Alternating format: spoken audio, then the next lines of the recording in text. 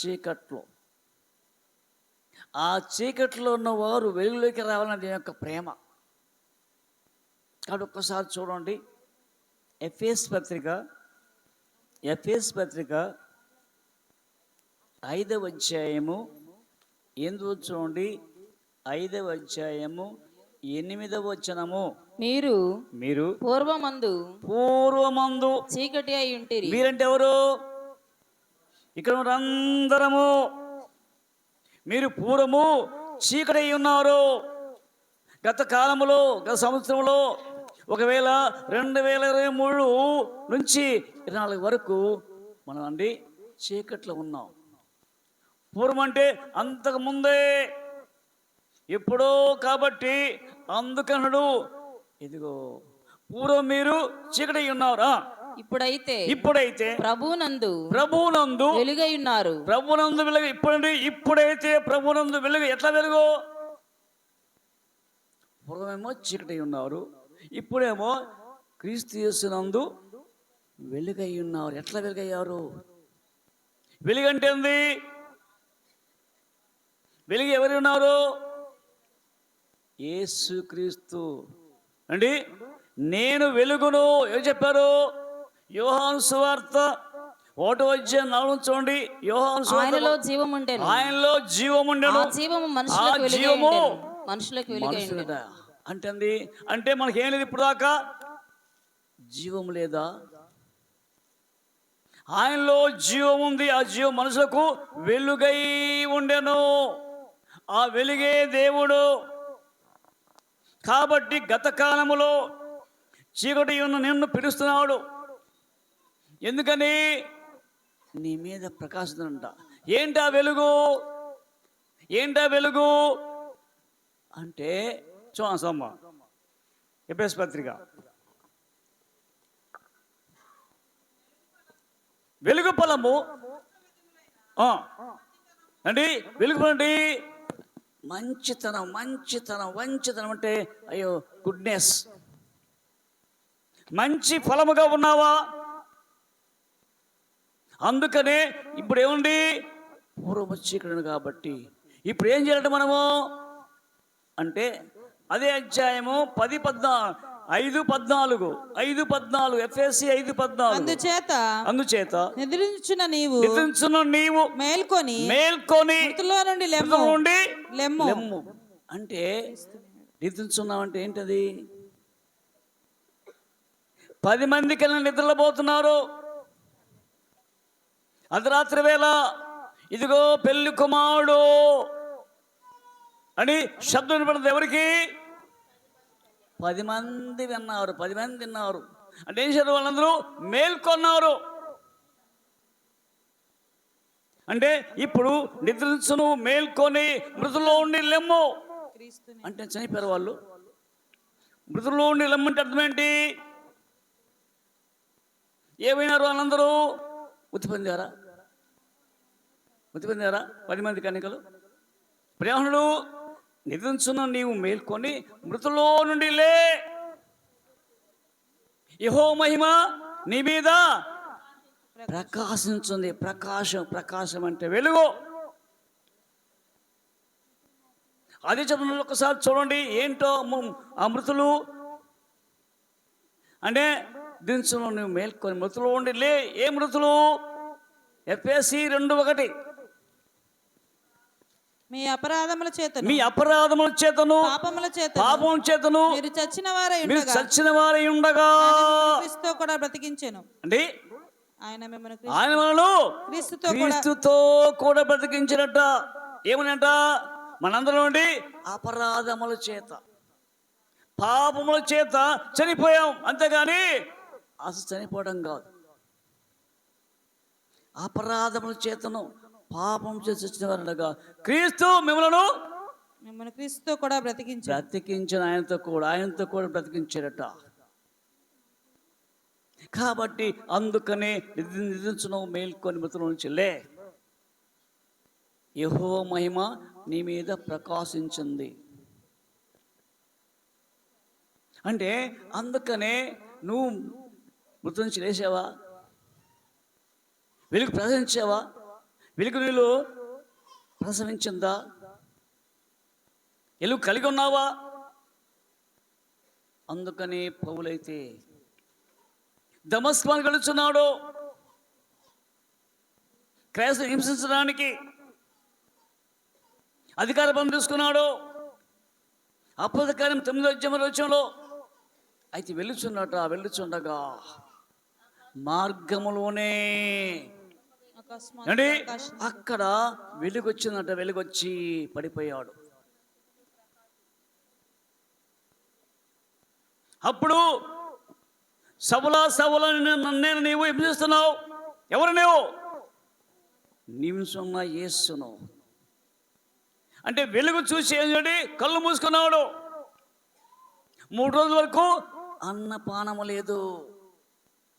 అంటే వెలుగు వస్తుంది. ఎవరికి? ఆయన ఎదుకు వచ్చింది, సంధించింది. ఈ దినాన నీ ఎదుకు వస్తుంది వెలుగు. మరి ఆ వెలుగు నేను సంధిస్తుందా? ఇక ఇంకక్కడే ఏదో వచ్చి కూర్చొని అయ్యే భలే చెప్పారండి సెమీ క్రిస్మస్లో. ఈ మినీ క్రిస్మస్లో బాగా విన్నామండి.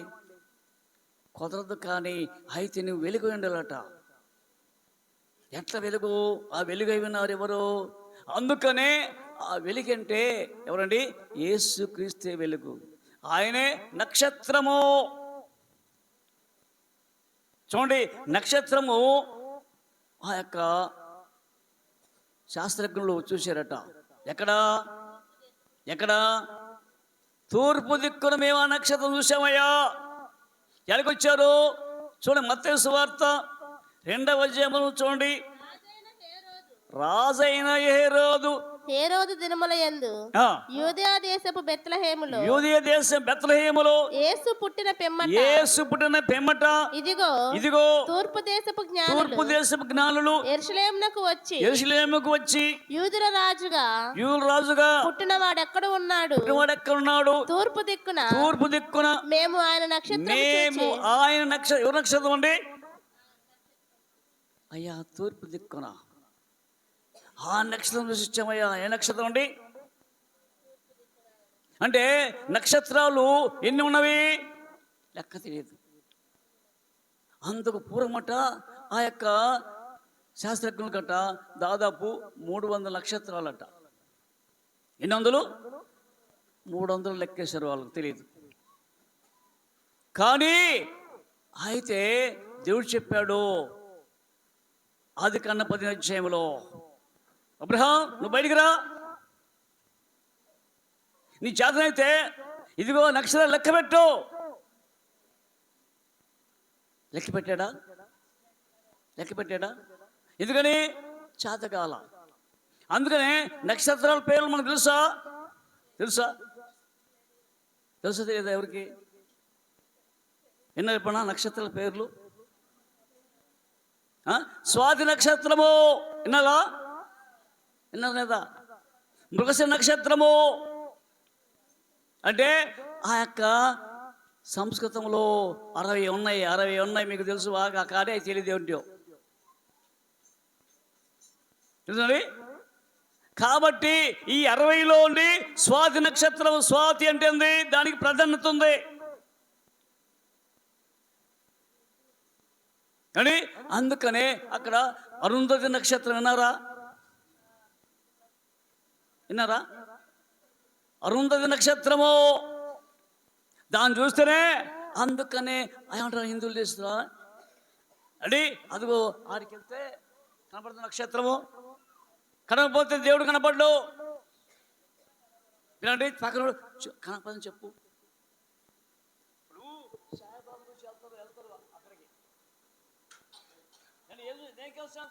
వెలుగు చూడటానికి కనపడుతూ వాళ్ళకు కనపడదు అని కనపడని చెప్తావు. అంటే నువ్వు చెప్పాడు కనపడి, నువ్వు కూడా చెప్తావు. ఇది అర్థం కాదు. ఆ నక్షత్రం చూస్తేనే వివాహం అవుద్ది. కాబట్టి ఇక్కడ నక్షత్రం అంటే ఒక ప్రకాశమైన వెలుగు. అలాంటి వెలుగు నువ్వు కలిగి ఉండాలని దేవుని యొక్క ప్రేమ. అందుకనే తూర్పు దిక్కున మేము ఆయన నక్షత్రం అంటే ఎవరు? ఆయన అంటే ఎవరు? యేసుక్రీస్తు నక్షత్రాన్ని చూసామయ్యా. ఎప్పుడు నక్షత్రాన్ని చూశారు, కానీ రాజుకు వచ్చారట, ఏరు దక్కని. ఆ ఏరు రాజుకు వచ్చి, అయ్యా ఇక్కడ ఏరు రాజుకు పుట్టినవాడు ఎక్కడున్నాడు? మేము ఆయన నక్షత్రం చూసామయ్యా, ఆయన పూజించాలి. ఎందుకని? శాస్త్రజ్ఞులు, ఖగోళ శాస్త్రజ్ఞులు, అస్ట్రాలజీ వాళ్ళు అంటే శాస్త్రజ్ఞులు, ఇప్పుడు శాస్త్రజ్ఞులు కోకొలలు అయిపోయారు. అనేక రహస్యాలన్నీ బయటకు తీస్తున్నారు. అంటే భూగర్భంలో ఉన్న శాస్త్రజ్ఞులు, ఖగోళ శాస్త్రజ్ఞులు అంటే భూమి లోపల ఏముందో చూస్తున్నారు. కాబట్టి అది ఇవన్నీ అండి దేవుని జ్ఞానం. కాబట్టి ఇక్కడ ఎప్పుడైతే ఆ యొక్క నక్షత్రాన్ని చూశారో, ఆ నక్షత్రం ఏం చేసింది? వారిని, జ్ఞానులకి ఏం చేసింది నక్షత్రం? మార్గం చూపించింది.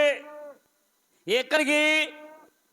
యేసు క్రీస్తు ఉన్న ఒకసారి మత్తయి సువార్త 2వ అధ్యాయము 10వ చూడండి, 2:10. వారు ఆ నక్షత్రము చూచి అత్యానందభరితులై 9 నుంచి వారు రాజు మాట విని బయలుదేరిపోవుచుండగా ఇదిగో తూర్పు దేశమున వారు చూసిన నక్షత్రము, ఆయన చూసిన నక్షత్రము ఆ శిశువు ఉండిన చోటుకి మీదుగా వచ్చి నిలుచు వరకు వారికి ముందుగా నడిచెను. అనేది నడిపించింది. ఎవరిని? ఈ దినాన ఈ సమయానికి నడిపిస్తున్నాడు. ఎక్కడి? మందిరానికి. ఆ యొక్క అండి జ్ఞానులను నడిపించిన దేవుడు ఈనాడు నీవు నడిపిస్తుంది. కాబట్టి మందిరం నడిపించి అండి నక్షత్రం చూస్తావా? నక్షత్రము నీ కోసము వచ్చిందయ్యా. అండి నక్షత్రాలు ఎన్ని కోణాలు ఉన్నవి? కోణాలు తెలుసా?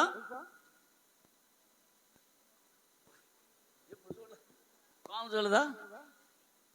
5 కోణాలు ఉన్నవి, 6 ఉండవు. అండి ఇజ్రాయెల్ దేశంలో ఏ జెండది? ఆ యొక్క జెండా మీద ఏముంటుంది? నక్షత్రం ఉంటుంది. ఎన్ని? 5 కోణాలు ఉంటాయి. 5 కోణాలు. కాబట్టి ఆ నక్షత్రం ఏమంటే యేసు 5 గాయాలు. కాబట్టి గాయం ఎందుకని? నీ కొరకు నా కొరకు కనుక ప్రపంచం అందరి కొరకు రక్తము చెందించాడు. సూచనగా ఉంది. కాబట్టి మనం వచ్చాము, వచ్చి కానీ మార్పు చెందుతున్నావా? వీళ్ళు నడిపించింది ఎవరిని? నక్షత్రం. యేసు క్రీస్తు నక్షత్రం అంట నడిపిస్తుంది. ఇక్కడ మరియమ్మ యేసు నడిపిస్తుంది. నడిపించి మళ్ళీ ఎప్పుడైతే వాళ్ళు చేర్చుకున్నట తన యొక్క పెట్టెలు విప్పారో, ఎవరు? జ్ఞానులు విప్పారు. మరి ఈ రోజున నీ హృదయం విప్పుతున్నావా? నీ హృదయం అనే లోపల ఉండి ఒక పెట్టె ఉంది. అది భూషణం అంటారు. భూషణం అంటే ఉంది. భూషణం అంటే ఉంది. లోపలే ఉంటుంది. లాకర్లు ఉంటాయి. లోపల బంగారం ఉంటుంది. అది భూషణం అంటే. నీ లోపల వేలన్నీ దేవునికి భూషణాలే, కానీ ఆ భూషణాన్ని పూడ్చిపెడుతున్నావు. పెట్టెలు ఇప్పుతావా ఈ రోజున? ఇప్పి అయ్యా ఇదిగో నా యొక్క హృదయంలో ఇవి ఉన్నవి, ఇవన్నీ ఉన్నవి నీకు ఇస్తున్నా, నా హృదయంలోకి రా. కాబట్టి ఇక్కడ యేసుక్రీస్తు ఎదుకు వెళ్ళండి. ఎవరు వెళ్ళింది? జ్ఞానులు. వాళ్ళకేం పని అండి? వాళ్ళకేం పని అంటే ఇక్కడ వాళ్ళ యొక్క శాస్త్రం చూశారట. ఎవరో గొప్ప మహానుభావుడు పుడతాడు. అందుకని నక్షత్రము ఆకాశంలో వింతగా ఉన్న నక్షత్రము. నక్షత్రాలు కొన్ని కోట్లు ఉన్నవి. నక్షత్రాలు చాలా పెద్దవి. నక్షత్రాలు మనకు అన్నది చిన్నవి. చంద్రుడు సూర్యుడు పెద్ద కనపడుతుంది, కానీ ఈ చంద్రుకాడికి చందమామ కాడికి అంటే అందుకే అండి గొప్పది అంటే చాలా విశాలమైన పెద్దవి. అలాంటి నక్షత్రములో ఈ నక్షత్రము తేజస్సు కలిగింది. ఆ తేజస్సు అలాంటి నక్షత్రం ఎదుకు వచ్చింది. ఎవరి నక్షత్రం అంటున్నారు చూడొకసారి. ప్రకటన గ్రంథం 16, 22, 16. ప్రకటన 22, 16. సంగముల కోసరము ఈ సంగతులను గూర్చి. ఏ సంగతులు? ఇగో ఎన్ని సంగతులు. సంఘం అంటే ఎవరు? స్వరక్తి మీద సంపాదించిన సంఘానికి తెలియజేస్తున్నాడు. అయ్యా విశ్వాసులందరూ క్రీస్తుని కడగబడిన కాబట్టి ఇదిగో సంఘం కోసం ఈ సంగతులు ఇంకా తెలుసుకోవటానికి ఈ సంగతులను గూర్చి మీకు సాక్ష్యం ఇచ్చుటకు యేసును నేను నా దూతను ముందుకు పంపండి. ఎవరు తెలుసా? యేసును నేను, నా దూత ఎవరనగా అదిగో యోహాను గారు. యోహాను సాక్ష్యం ఇస్తున్నాడు అక్కడ ప్రకటన గ్రంథంలో. ఏ సాక్ష్యం ఇస్తున్నాడు? సాక్ష్యమనగా గనిన వినిన సంగతులను తెలుపుటాయ్. సాక్ష్యమనగా గనిన వినిన సంగతులను తెలుపుటాయ్. సాక్ష్యమిచ్చు కొరకు నన్ను స్వామి రక్షించెనంతు సాక్ష్యమిచ్చెదా. మన స్వామి యేసు దేవుడంచు సాక్ష్యమిచ్చెదా. కాబట్టి సాక్ష్యం అండి, సాక్ష్యం ఏంటండి? కనిన వినిన సంగతులు ఎవరు రాశారు? నిజమేనా? ఈ పాట రాసినాడు పురుషోత్తమ సోదరి. కానీ ఎందుకు రాశాడు అంటే ఎవరు చూసింది కన్నది ఎవరండి? ఎవరు చెప్పండి? చూసిన దానిని విన్నదాన్ని రాశాడు ఎవరు? 1 యోహాను పత్రిక 1వ అధ్యాయం చూడండి. 1 యోహాను పత్రిక వాక్యమును గూర్చి ఆది నుండి ఏది ఉండెనో మేము ఏది వింటిమో కన్నులారా ఏది చూచితిమో ఏది నిదానించి కనుగొంటిమో మా చేతులు దేన్ని తాకినవో అది మీకు తెలియజేయచ్చు. అది మీకు ఎవరండి? యోహాను గారట. అయ్యే ఊరికి రావట్లేదండి. మేమేమి చూసామో, ఏమి విన్నామో, ఏమి కనుగొన్నామో మా చేతులు ఆయన తాకడం అంటుంది. పట్టుకున్నామా యేసు ప్రభును, వాడి గురించి మీకు అంటుంది సాక్ష్యం అంటుంది. నేను విన్నానండి. చాలామంది వెనకమనే మేము చూశాను, కుదరదు. దర్శనం వచ్చింది అంటున్నారు, కానీ దర్శనం వచ్చిందా? ఒకటిదే. దేవుడు కనపడ్డెవరికన్నా దేవుడు చెప్పండి. ఎవరికైనా దేవుడు కనపడ్డా?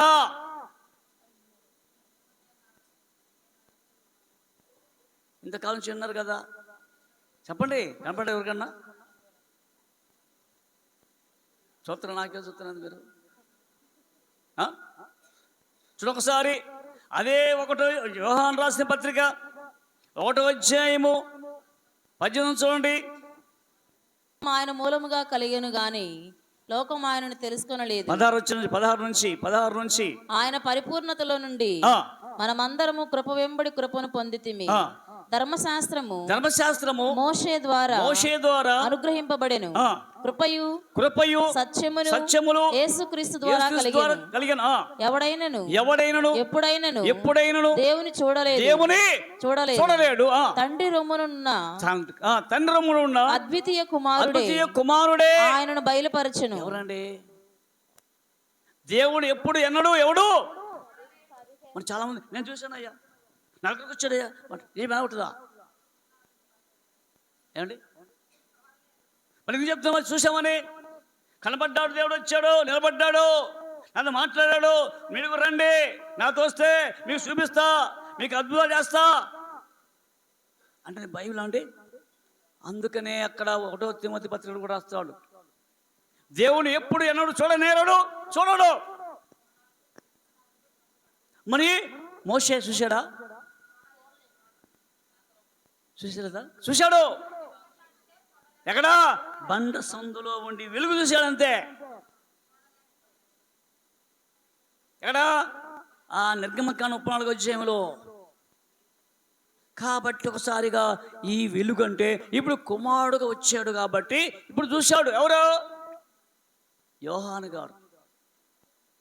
అంటే పరలోక వైభవం వదులుకొని తను రిక్తుగా చేసుకొని భూలోకముగో అండి ఉద్భవించాడు మరియమ్మ గర్భములో.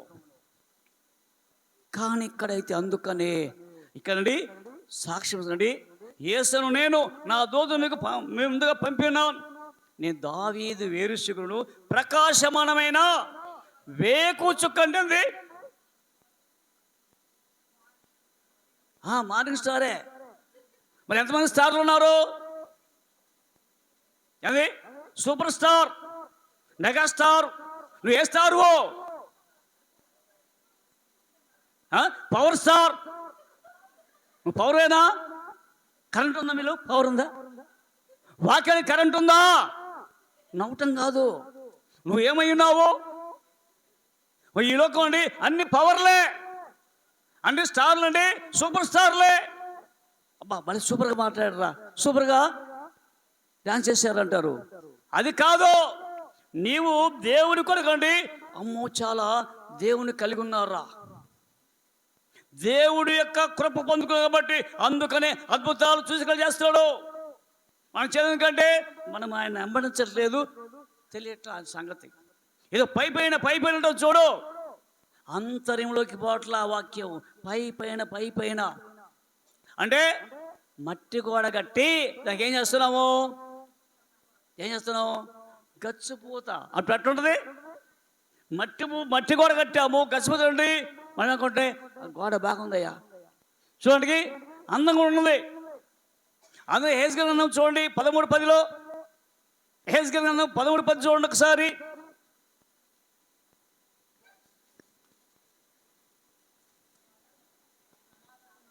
సమాధానం ఏమీ లేకపోయినను వారు సమాధానం అని చెప్పి. ఏమండి సమాధానం కుటుంబంలో అమ్మా మీకు సమాధానం వస్తుందమ్మా, సమాధానం లేని చెప్పి నా జనులు మోసపుచ్చుచున్నారు, నా జనులు మంటి గోడను కట్టగా వారు వచ్చి దాని మీద పూసెదరు. ఎవరొచ్చి? అబద్ధ ప్రవక్తలు వచ్చి, మోసగాళ్ళు వచ్చి మరి మారు వేషపడుతున్నాడు ప్రభు నేనే. వారు వచ్చి నేను మట్టి గోడ కడితే వారు వచ్చి ఏం చేస్తారు? నా జనులు మట్టి గోడను కట్టగా వారు వచ్చి దాని మీద గచ్చుపూత అంటే ప్లాస్టింగ్ చేసాడు, బాగా ప్లాస్టింగ్. దేని మీద? గోడ మీద. నీ హృదయం గోడ మీద నువ్వు పర్లేదు బాగున్నావు, నీ లోపల అన్ని పాపాలు ఉన్నాయి కానీ ఏం పర్వాలేదు, నువ్వు అన్ని చేయొచ్చు కానీ దేవుని దగ్గరికి వెళ్ళొచ్చు అంటే అయ్యా అన్ని తినొచ్చు అన్నాడు దేవుడు.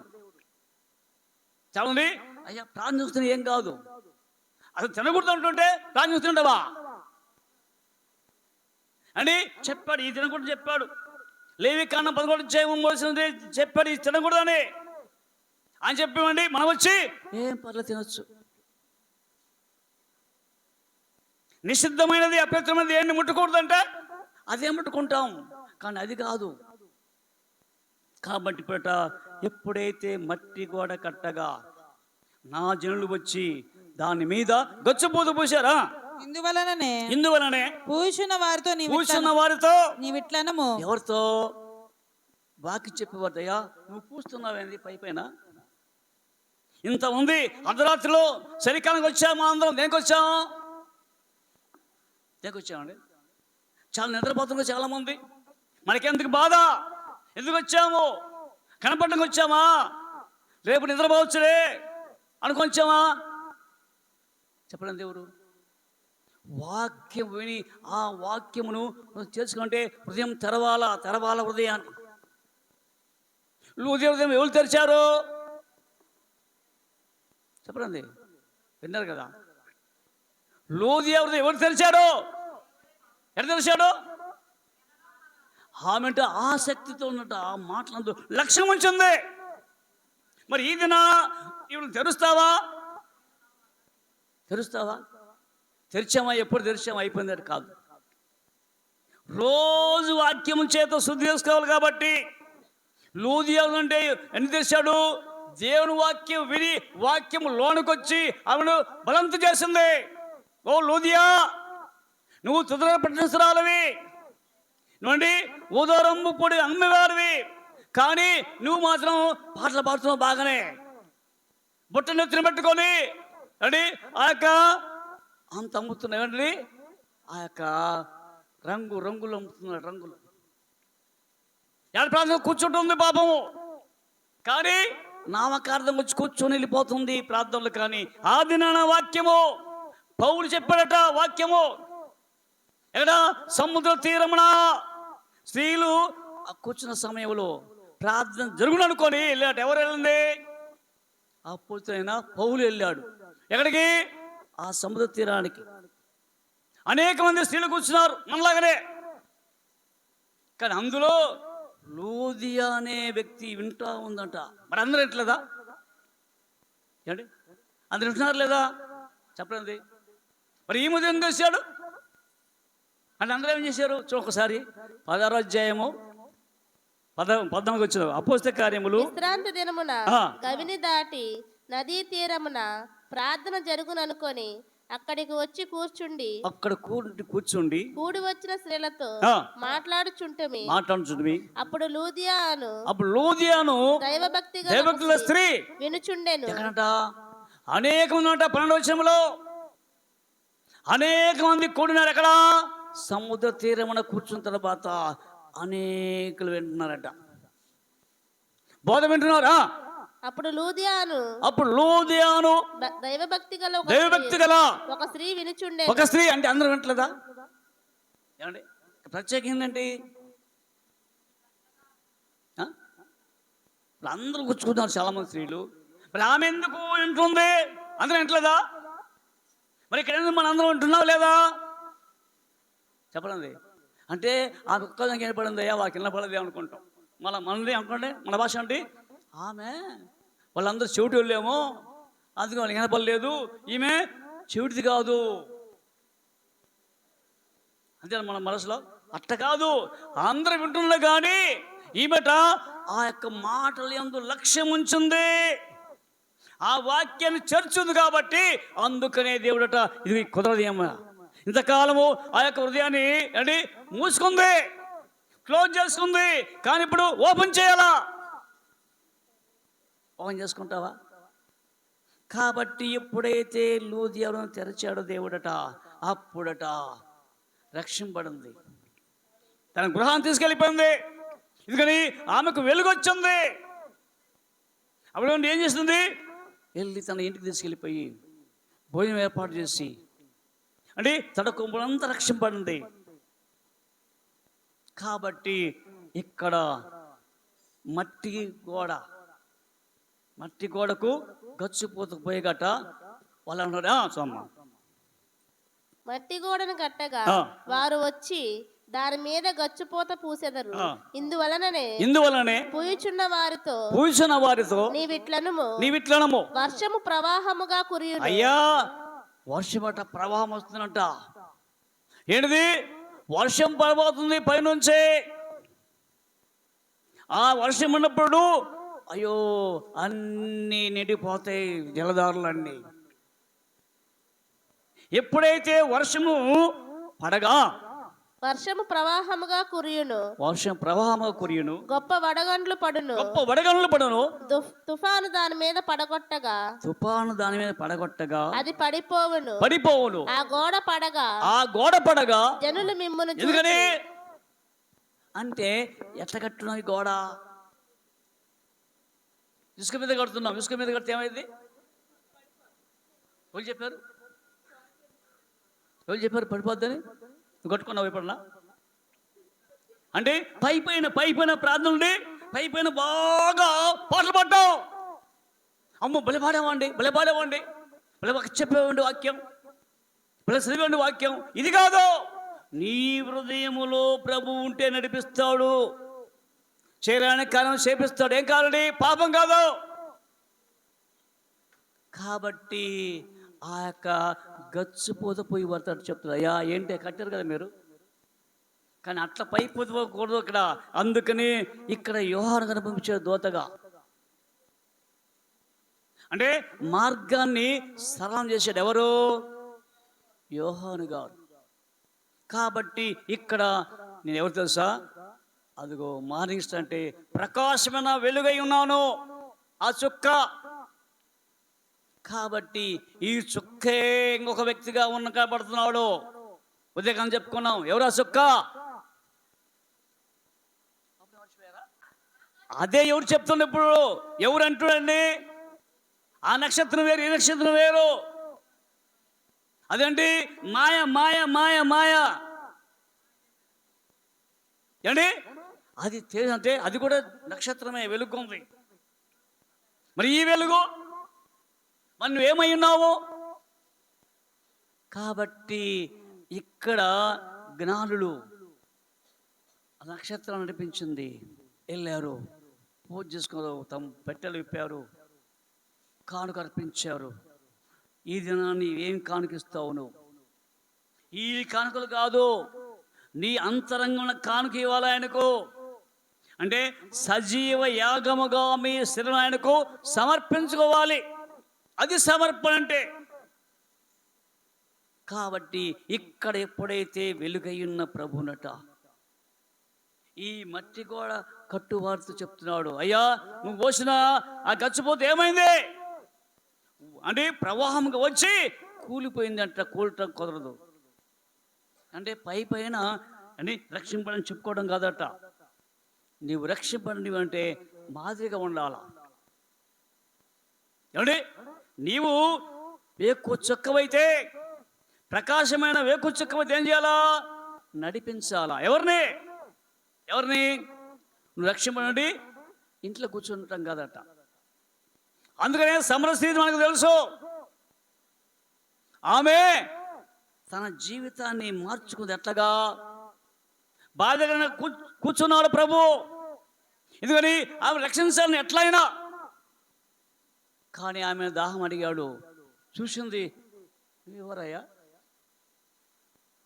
ఇది? నీవు సమస్య నన్ను దాహం ఎలా కూర్చున్నావు? మీకు మాకు సాంగత్యమే లేదు. సాహసం ఉంటే అన్నీ పెడతాం, సాహసం లేకపోతే పెడతానండి. సాహసం ఉంటే అబ్బో ఇంకా ఏమేమి అన్ని తీసుకొచ్చి పెడతాం మొత్తం. సాహసం లేకపోతే వెళ్ళిపోయాడు. ఎవరు? కానీ సాహసం లేకపోయినా కానీ ఈమెను మాట్లాడుతున్నాడు. అమ్మ ఈ నీళ్లు త్రాగోడు మరలా తప్పుకోడు, నేను నిల్చు నీళ్ళు మాత్రం మరి అన్నాడు. ఎప్పుడు ఆశ కలిగింది. ఎవరికి ఆశ కలిగి? అయ్యా ఆ దాహం ఏమంటే ఊరికి అమ్మా నువ్వు బల్యానివి, ఊరికి ఇచ్చేది అనుకున్నా, అట్ట కుదరదు, నువ్వు వెళ్ళి పెను పిలుచుకురా. లేరయ్యా పెనిమిటి, నువ్వు చెప్పింది వాస్తవమే, కానీ నీకు 5 పెనిమిట్లున్నారు. ఇప్పుడున్నవాడు నీవాడు కాదు. ఇప్పుడు గమనించిందంటే దేనికోసం? ఆ నీళ్ళ కోసం. మనం ఏంటండి, నువ్వుడే నా సంగతి చెప్పడం అనొచ్చు. అంటనా? నువ్వు నా సంగతి నువ్వు చెప్పడం ఉంది, నాకు నీళ్ళొద్దు పో అనొచ్చు. కానీ ఏంటి? హృదయం అట మార్చుకున్నది. అమ్మ నాకు జీవజల కావాలా. నా బండి భర్త లేకపోయినా కానీ అండి చెప్పాడు, భర్తలు ఉన్నాయి నిజమే. అప్పుడు పాపం అనే కొండ విడిచిపెట్టాడు. అక్కడ ఊర్లోకి వెళ్ళిపోయింది. వెలుగును చూసింది, వెలుగును కన్నది. తన ఉదయం చేస్తుంది కాబట్టి వెళ్ళి ఇదిగో ఈయన క్రీస్తు గారా. కాబట్టి ఊరు వాళ్ళని నడిపించేది ఎవరిని అంటే రక్షణ పొందిన స్త్రీ ఏం చేయాలట? నడిపించాలా. అందుకే చూడొచ్చు ఒకసారి దానియేలు గ్రంథం 12:3 12:3 బుద్ధిమంతులైతే ఆకాశ ఎవరండి బుద్ధిమంతులైతే ఆకాశ మండలంలోని జ్యోతులను పోలిన వారై ప్రకాశించెదరు. ఎవరంటారు? బుద్ధిమంతులైతే అంటే బుద్ధిమంతులు ఏం చేశారు? బండ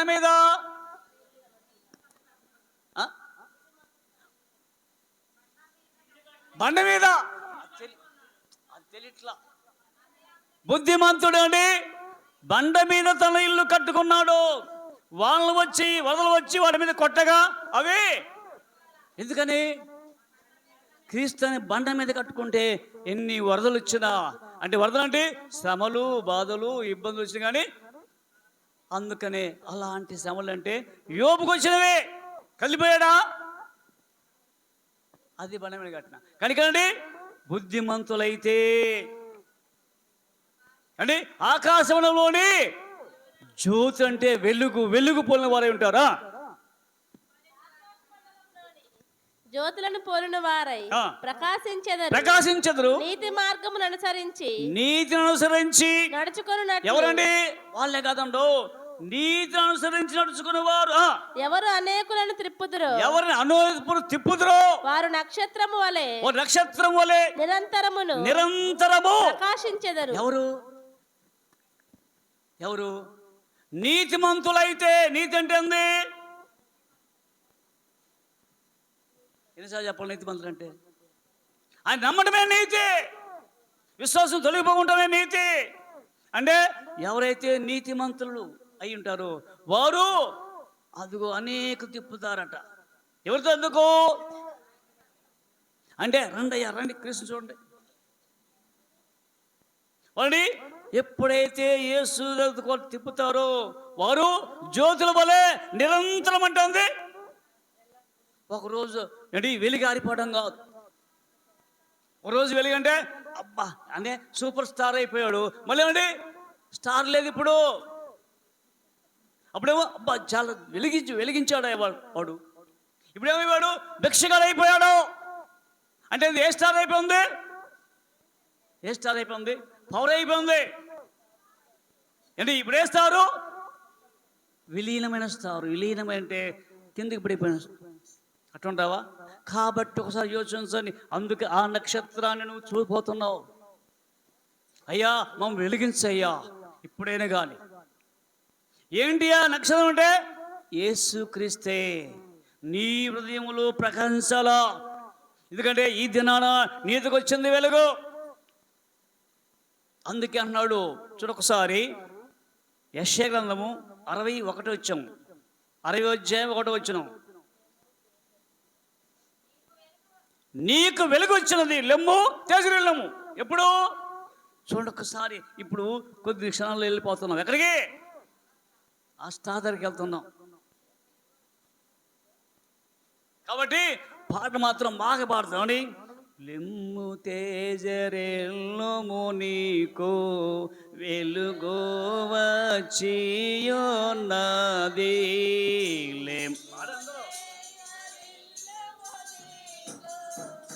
వెలుగొచ్చియున్నది.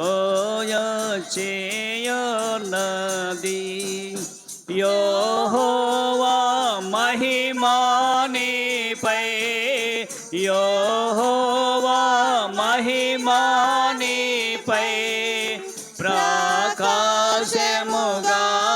దయించే, ప్రకాశముగాను దయించే. లెమ్ము తేజరిల్లము నీకు వెలుగు వచ్చియున్నది. అయ్యా నిన్ను నీ దగ్గరికి వచ్చింది వాక్యం, నీ ఎద్దుకు వచ్చింది, నీ ఎద్దుకు వచ్చింది వెలిగిస్తపడతావా? యోచించండి. అందుకనే యాకోబు నక్షత్రం ఉదయించింది. సంఖ్యాకాండం 4:17 అండి. అయ్యా మేము చూస్తున్నాం కానీ ఉన్నట్లు కాదు, చూస్తున్నాం కానీ సమీపస్థం లేదు, దగ్గర లేదండి. చూస్తున్నాం కానీ యాకోబులో నక్షత్రం ఉదయించింది కాబట్టి అందుకనే చివరికి ఒకసారి 2 పేతురు 1:19 మరియు ఇంతకంటే స్థిరమైన ప్రవచన వాక్యము మనకున్నది. ఎవరికి? ప్రతి వారికి ఉందంట. స్థిరమైన ఉంటుంది. ఆ ప్రవచనము కదిలిపోదు, అంటే ప్రవచనము నలిగిపోదు. కానీ ఇంతకంటే స్థిరమంటుంది. అది ఎప్పుడు కదలదు, అట్నే ఉంటుంది. నేను శ్రమనుడి. అందుకంటే ఎంతకన్నా స్థిర ప్రవచన వాక్యం మనకు ఉన్నది. తెల్లవారు వేకు చుక్క మీ హృదయములలో ఉదయించు వరకు కాబట్టి ఆలోచించండి. ఎందుకని తెల్లవారి వేగుచుట మీ హృదయంలో ఉదయించాలా? ఎందుకు ఇంతసేపు చెప్పింది? మన హృదయంలో ఉదయించాలని. ఎందుకు ఉదయించింది? మళ్ళీ ఉంది. ఉదయించు వరకు ఆ వాక్యము చీకటి గల చోటును వెలిగించు దీపం. అంటే ఏంట్రా? ఎందుకు దీపం లేదండి? ఎట్లా? లోపల అంటే ఆత్మీయత లేదు, పైకి మాత్రం ఆత్మీయత కనపడి ఉంది. అపవాది కొట్ట నువ్వు బాగా పాడినట్టు పాడిస్తుంది. ఎవరు? అపవాది పాడిస్తుంది, బైబిల్ చదివిస్తుంది, అబ్దాలు చేపిస్తుంది, కానీ అంతరంగంలో అనుక ఉండదు. కాబట్టి అయ్యా, ఇంతకంటే స్థిరమైన ప్రవచన వాక్యం ఉంటుంది. తెల్లవారి వేచుక్క మీ హృదయంలో ఉదయించు పర్యంతం, అంటే ఉదయించు వరకు అంటుంది. ఇంకా ఇంకా ఇంకా బలం చేస్తుంది వాక్యం. మార్పు చెందు. కాబట్టి ఒకసారి యోచించి, ప్రభువా నన్ను ఒకసారి జ్ఞాపకం చేస్తుంది. నీ వాక్యము నా అంతరంగం నింపండి. నా లోపల ఉన్నది సర్వస్సు నుండి నీ వాక్యమనే బాణము నా అంతరంగంలో తండ్రి చొచ్చుకుంటూ. ఆ వాక్యం అండి, ఆ వాక్యమే ఖడ్గం. ఏ ఖడ్గం అంటే? ఏ ఖడ్గము? 2 అంచుల ఖడ్గము అండి. 4:12 హెబ్రీ.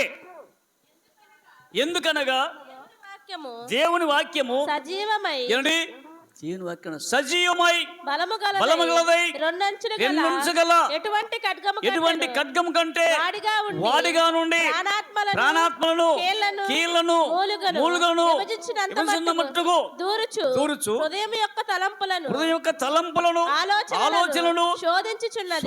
అంటే ఆలోచించండి. ప్రభువా ఇప్పుడు దాకా వాక్యం విన్నానయ్యా, నీ వాక్యం అండి 2 అంచుల ఖడ్గం కంటే వాడికంటే 2 అంచుల ఖడ్గం అంటే వాడిగా ఉంటుంది. దానికంటే ఎక్కువ వాడంటే